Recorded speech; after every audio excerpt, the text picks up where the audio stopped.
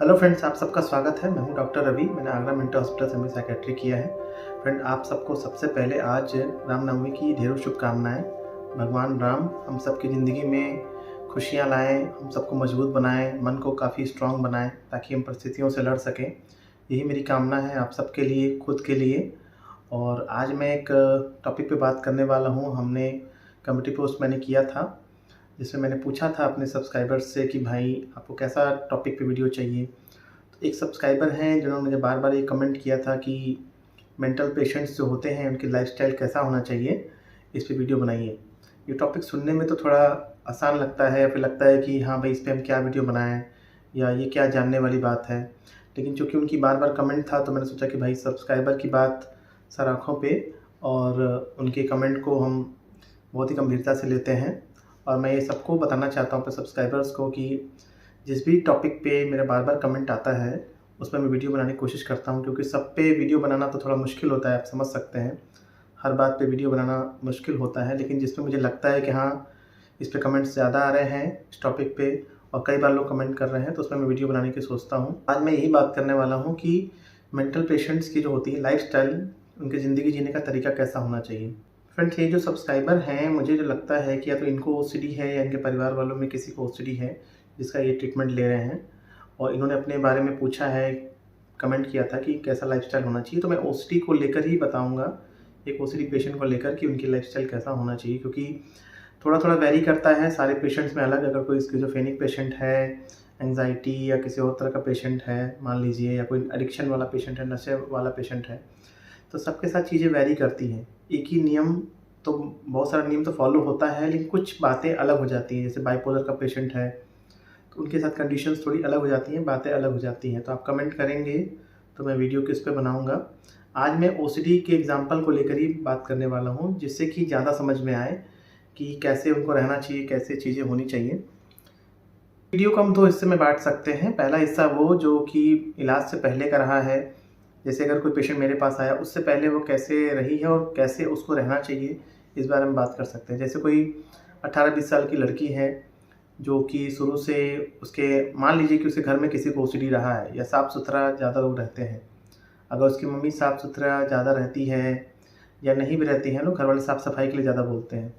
वो लड़की 14-15 साल से या 18 साल से सफाई करना चालू करती है। हाथ धुलना ज़्यादा, शुरुआत में 2-3 बार हाथ धुलती थी, और अपने चद्दर को अरेंज करना, घर में सामान को अरेंज करके रखना। और शुरू में उसको किसी ने ज़्यादा बोला नहीं, सबको ये लगा कि हाँ ये लड़की है, साफ़ सफाई ज़्यादा करती है और ये अच्छी बात है।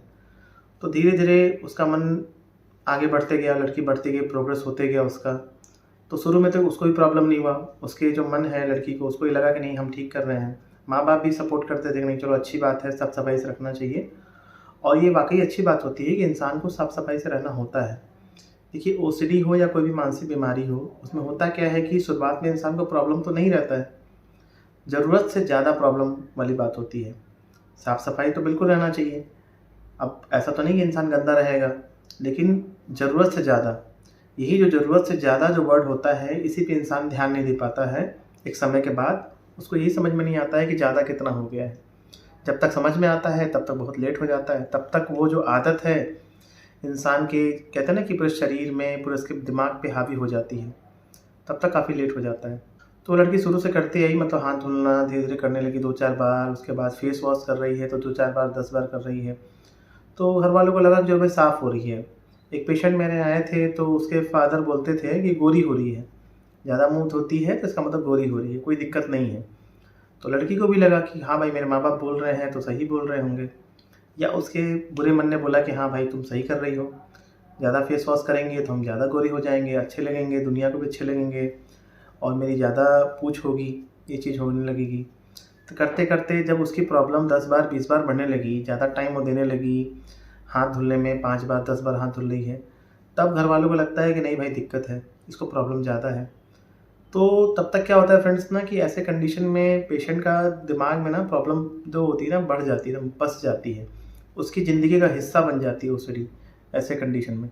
अब वो उसकी लाइफ का हिस्सा हो जाता है। सुबह से उठी वो तो 5-10 बार मुँह धुलना ऐसे वो करती रही है, उसके बाद हाथ धुलना 10 बार 20 बार हाथ धुलना उसके लाइफ का ही पार्ट बन गया। कहीं जाके देखा कि नहीं साफ़ नहीं है तो फिर आके हाथ धुलना 2-4-10 बार, और उसके बाद धीरे धीरे अपनी मम्मी को बोलना है कि नहीं मम्मी तुम अगर कुछ टच करके आई हो तो हाथ धुलो।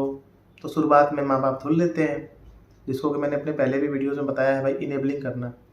या कोई जैसे लेडी है अपने हस्बैंड को बोल रही है कि भाई हाँ तो आप जाइए बाहर से कुछ कूड़ा फेंक के आए तो हाथ धुलिए, नहाइए जाके, या बार बार 2-3 बार हाथ धुलिए, या कोई टॉयलेट करके आ रहा है तो हाथ धुल रहा है। तो वो एक दिन में नहीं हुआ है, ये प्रॉब्लम ऐसा नहीं है कि एक ही दिन में हो गया है और उसके बाद तुरंत वो बढ़ गया इतना ज़्यादा। हम लोग क्या होता है ना कि धीरे धीरे धीरे धीरे ये बॉडी में हमारे एडजस्ट हो जाती है, हमारी लाइफ में एडजस्ट हो जाती है धीरे धीरे करते करते। इसका फ्रेंड्स मैं थोड़ा एक फ़नी सा एग्जांपल दूंगा, बहुत ही रिलेटेबल एग्जांपल दूंगा। आप काफ़ी जो लोग ट्रेन में सफ़र करते होंगे काफ़ी समझ जाएंगे इस चीज़ से। जैसे आपने देखा होगा कि ट्रेन में लोग आते हैं, भीड़ लगी रहती है, ठीक है, तो जगह नहीं होती बैठने की जनरल में, या कहीं भी स्लीपर में जगह नहीं होती है। तो कोई आता है, कोई मान लिया आदमी आया, खड़ा रहा, उसको थोड़ी सी जगह मिल गई तो शुरुआत में थोड़ा सा जगह लेके और हाथ से टेक लेकर अपना बैठ जाता है वो। उसके बाद यात्री उतरते जाते हैं या फिर वो थोड़ा थोड़ा खिसकाते रहता है, प्रेशर डालते रहता है, फिर थोड़ा सा और बैठ जाता है। फिर जगह जैसे खाली होती है तो वो फिर थोड़ा और अच्छे से बैठ जाता है, एकदम आराम से बैठ गया। कुछ देर बाद उसको लगता है कि भाई वो उसकी सीट है, और फिर जैसे स्टेशन में लोग उतरते जाते हैं तो वो जगह और बढ़ती जाती है। एक समय के बाद वही इंसान जिसको बैठने का जगह नहीं था वो पूरा आके लेट जाता है। तो इसी तरह से अब होता क्या है ओसीडी फ्रेंड्स कि पहले जो थॉट्स होते हैं, जो बुरा मन होता है हमारा, जैसे कि ट्रेन में जब क्या होता है कोई आदमी आके खड़ा होता है और बैठने के लिए बोलता है तो लोग बाकी लोग क्या बोलते हैं कि नहीं भाई जगह नहीं है, लोग रजिस्ट करते हैं, मना करते हैं कि नहीं नहीं जगह नहीं है, कहाँ बैठोगे, जगह नहीं है। तो फिर वो इंसान रिक्वेस्ट करता है कि नहीं नहीं थोड़ा सा जगह दीजिए बैठने की, तो लोग सोचते चलो ठीक है थोड़ा बैठ जाओ। उसी तरह से जब ओसीडी जब डेवलप होती है, बीमारी डेवलप होती है, तो लोग क्या होता है कि जब हम ज़रूरत से ज़्यादा साफ़ करते हैं, हाथ धुलते हैं, तो हमारा मन बोलता है, अच्छा मन बोलता है कि नहीं नहीं ये गलत है, ये गलत कर रहे हो, ज़्यादा साफ़ कर रहे हो, ज़्यादा मुँह धुल रहे हो, 5 बार 10 बार धुल रहे हो, ये गलत है। जो इंसान उस समय अपने अच्छे मन की बात नहीं सुनेगा, उसको लगेगा कि नहीं नहीं हम सही हैं, हम ऐसा सही कर रहे हैं, कोई बात नहीं है, 4 बार धुलने में कोई दिक्कत नहीं है, उस इंसान को ओसीडी होने के चांसेस ज़्यादा हो जाते हैं, वहीं से ज़्यादा शुरू हो जाता है।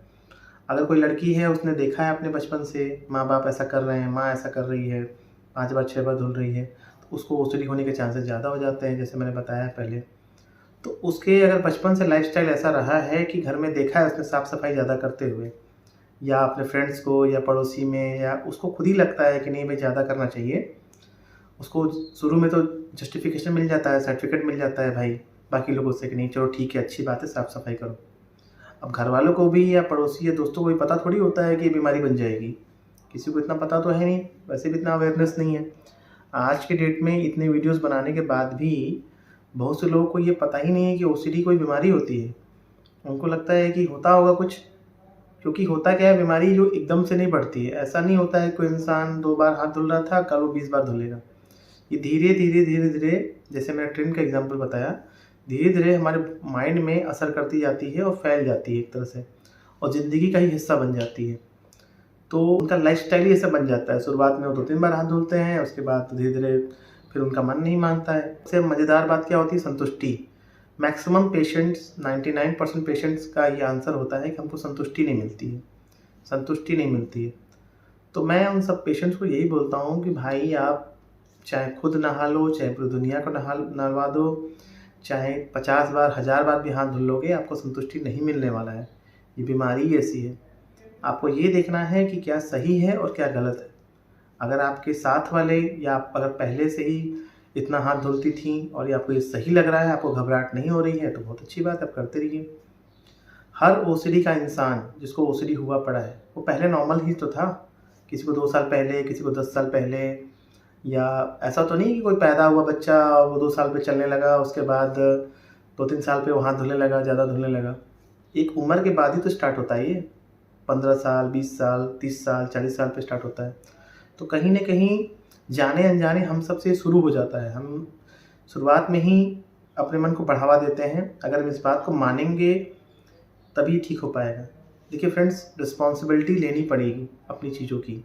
अपने जो भी गलत काम है, सही काम है, जब तक आप उसकी रिस्पॉन्सिबिलिटी नहीं लेंगे तब तक आप लाइफ में आगे नहीं बढ़ पाएंगे। अगर आप वजह कहीं और खोजते रहेंगे कि नहीं नहीं नहीं मैं तो ठीक हूँ, बिल्कुल कोई दिक्कत नहीं है, प्रोसेस बिल्कुल ठीक है, मैं बिल्कुल सही हूँ, तो फिर ये बीमारी ठीक नहीं होने वाली, बिल्कुल ठीक नहीं होने वाली है। तो मैं ये वीडियो बना रहा हूँ, मैं रैंडम ही बना रहा हूँ, मेरा कोई स्क्रिप्टेड नहीं है, मैं कोई याद करके पढ़ के नहीं बना रहा हूँ। तो हो सकता है कि मैं कुछ बातें ऊपर नीचे बता रहा हूँ, लेकिन मैं जो बताना चाहता हूँ उस बात को आप समझिए। तो जो लड़की जिसका लाइफ़स्टाइल ऐसा रहा है कि हाँ भाई वो शुरू से ऐसा करती आई है, घर वाले भी उसको सपोर्ट करते रहे हैं, या वो घर वालों की बात नहीं मान रही है या गुस्सा करने लग रही ज़्यादा, छोड़ो शांत रहने दो उसको, कोई बात नहीं है। अगर हम ज़्यादा बोलेंगे तो गुस्सा करने लगेगी, चिड़चिड़ापन होने लगेगा, उसको बात नहीं मानेगी। और जिसने अपने मन की, बुरे मन की बात ज़्यादा मानी, उसको ये प्रॉब्लम ज़्यादा होगा। अब फ्रेंड्स हुआ क्या, प्रॉब्लम तो बहुत ज़्यादा बढ़ गई कि इंसान 3 घंटा नहा रहा है, 20 बार 50 बार मुँह धो रहा है।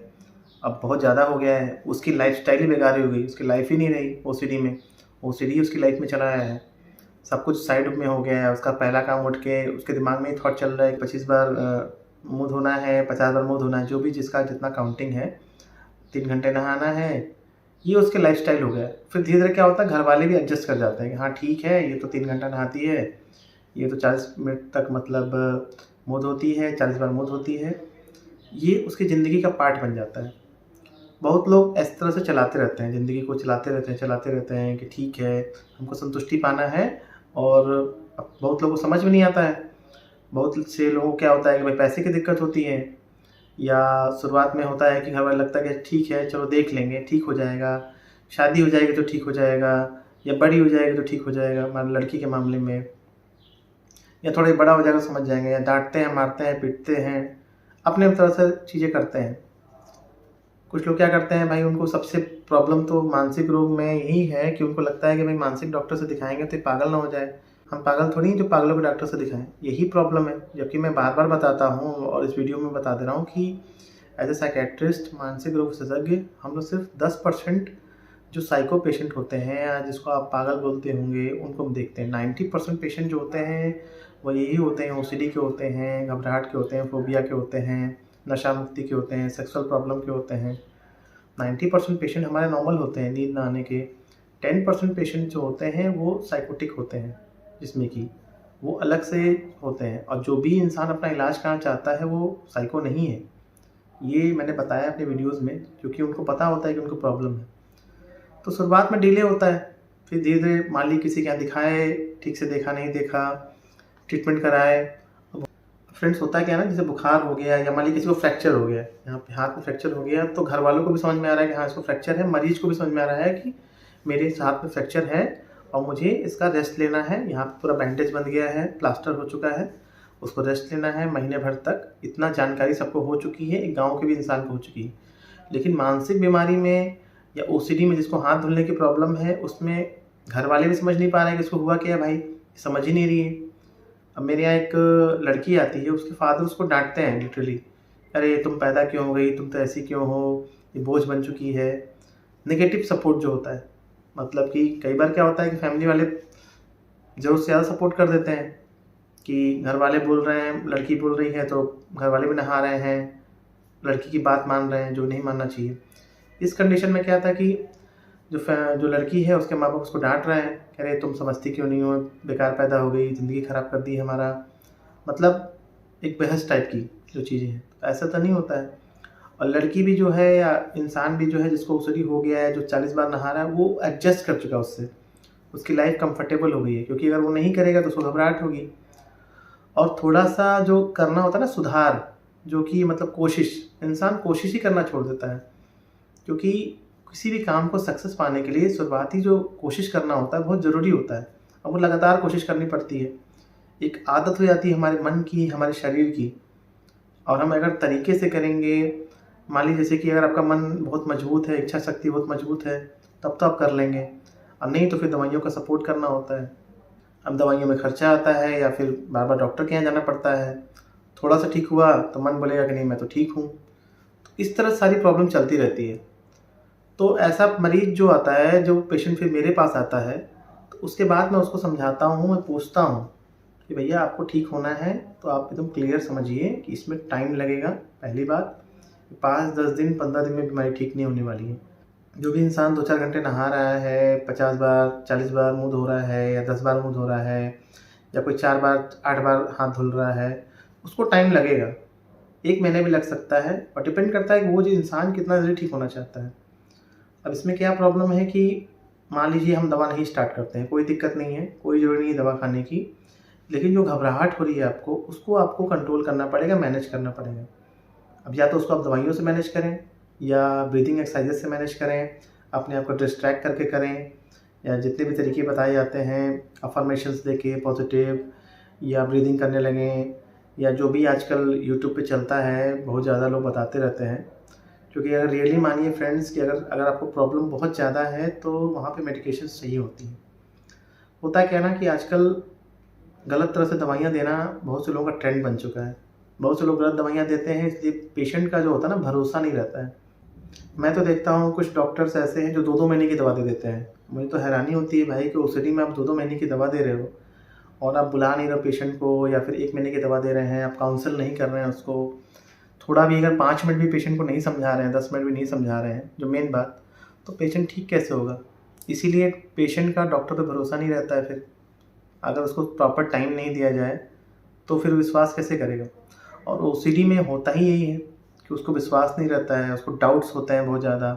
ये डाउट उसको डॉक्टर पे भी होने लगता है कि भाई मेरा इलाज ठीक कर रहे हैं कि नहीं कर रहे हैं, ये डॉक्टर नए हैं, हम तो ठीक नहीं हुए, हम तो 4 साल से ठीक नहीं हुए, तो अब कैसे ठीक हो पाएंगे? ये हमारे जो बुरा मन है वो सजेशंस देता रहता है। तो बहुत सारा प्रॉब्लम होता है ओसीडी में। तो जो भी मेरे पास पेशेंट आता है, फॉर एग्जांपल मान लीजिए जो कि 10 बार अगर हाथ धुल रहा है या 2-3 घंटा नहा रहा है, तो उसका मेरा सबसे पहला सजेशन यही होता है कि भैया ट्रस्ट करिए।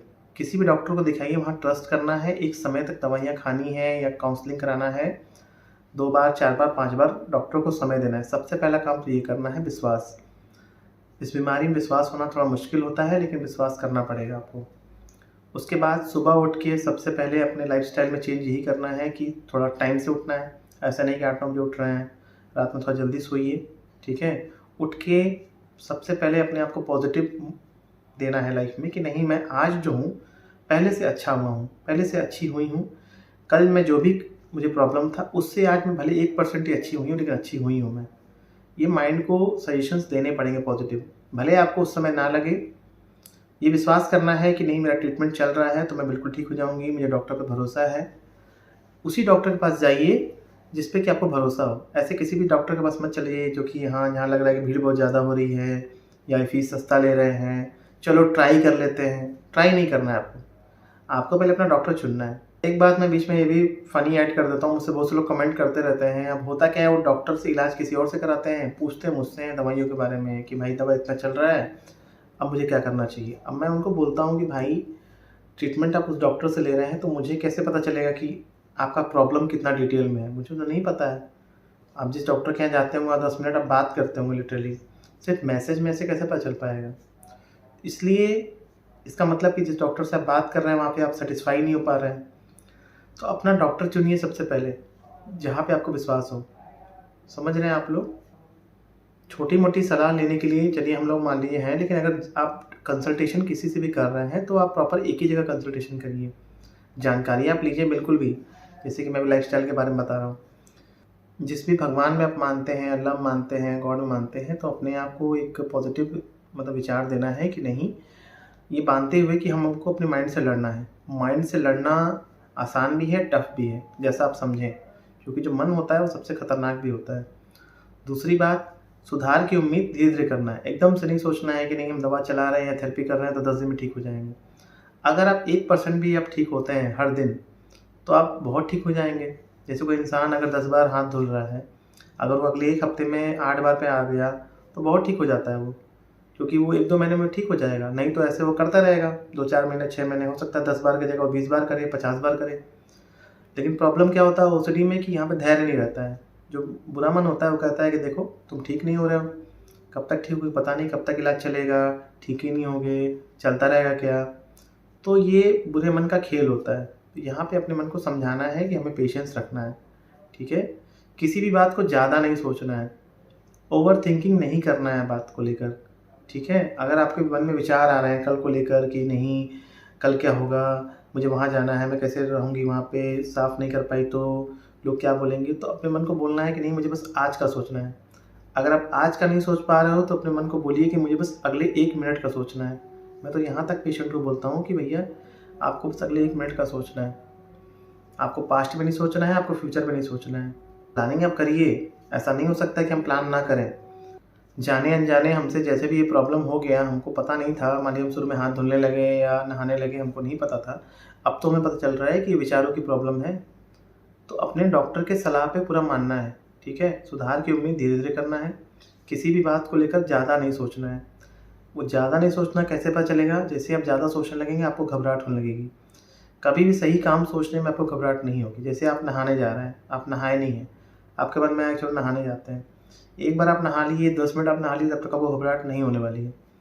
जहाँ आप 10-20 मिनट से ज़्यादा नहाएँगे, 1 घंटा नहाएँगे तो आपके मन में घबराहट शुरू हो जाएगी, संतुष्टि नहीं मिलेगा।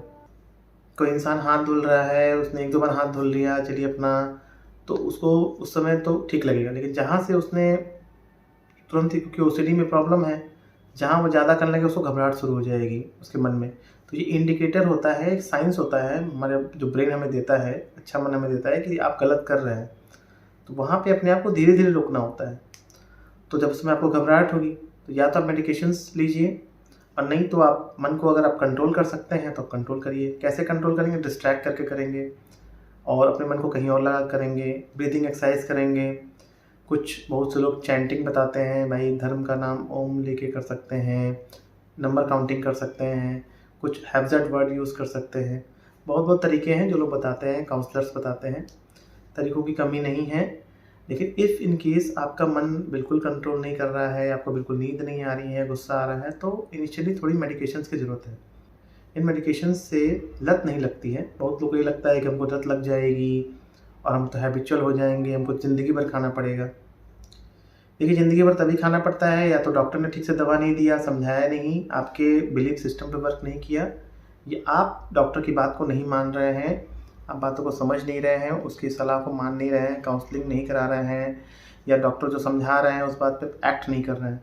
तब हो सकता है कि आपको ज़िंदगी भर खाना पड़े, क्योंकि आप दवा छोड़ेंगे, फिर कुछ दिन बाद आपको प्रॉब्लम तो होगी ही, क्योंकि बीमारी को तो इससे मतलब नहीं है कि आपकी क्या कंडीशन है, या आप बात मान रहे हैं कि नहीं मान रहे हैं।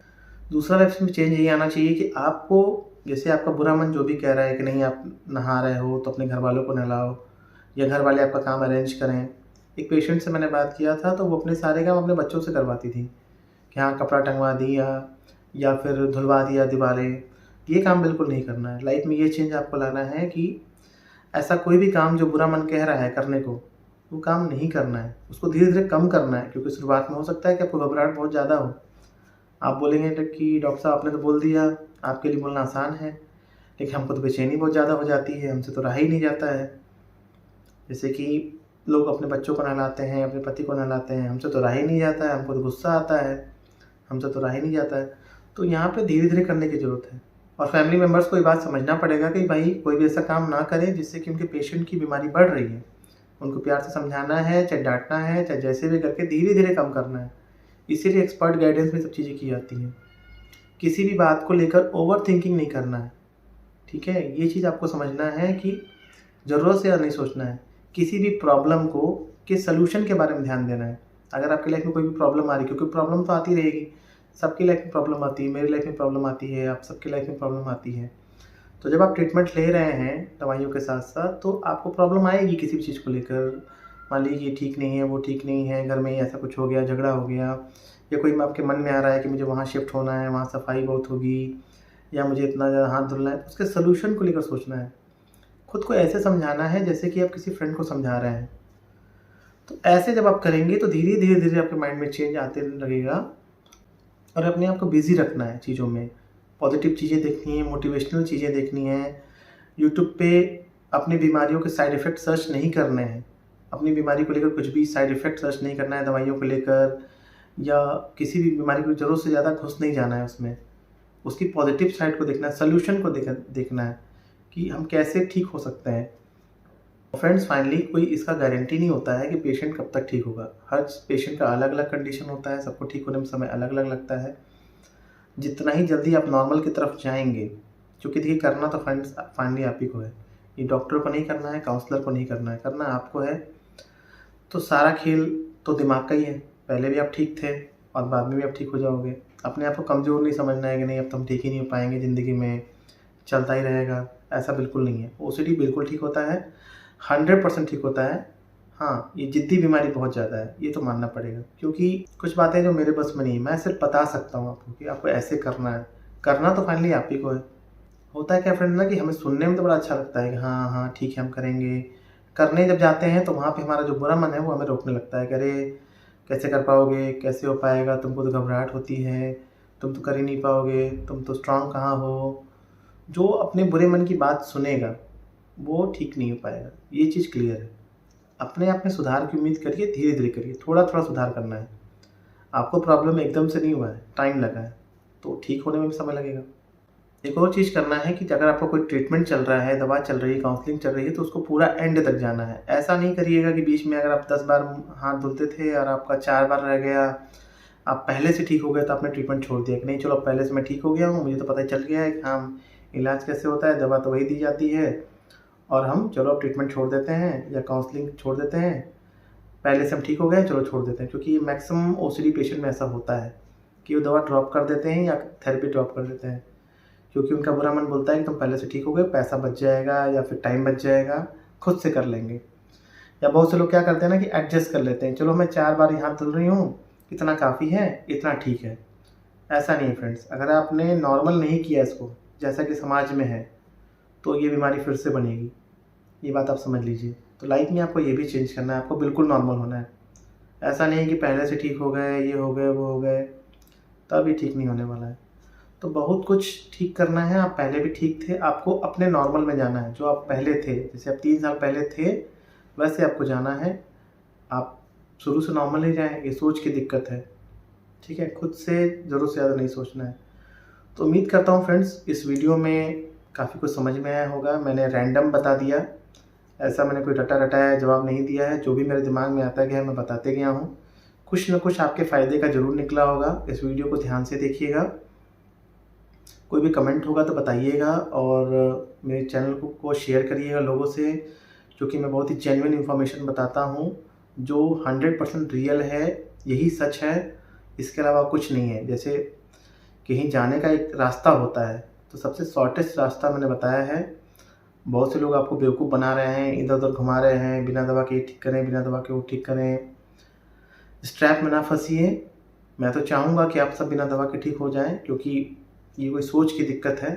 अपनी सोच को अच्छा रखेंगे तो आप ठीक हो जाएँगे। दवाइयाँ का रोल सिर्फ़ सपोर्टिव होता है। मन को अच्छा करती हैं, मन को बहुत ही फिज़िकल सिम्पटम्स जो होते हैं उसको अच्छा कर देती हैं, जिससे कि हमें अपनी सोच को बदलने में काफ़ी मदद मिलती है। अपने बिलीफ सिस्टम को ठीक करिए। मेरे वीडियोज़ को पूरा देखा करिए, आपको ज़रूर इन्फॉर्मेटिव लगेगा ये, और मेरे चैनल को सब्सक्राइब करिए। मिलते हैं फ्रेंड्स आपसे तब तक एक नए वीडियो में, और तब तक के लिए नमस्कार।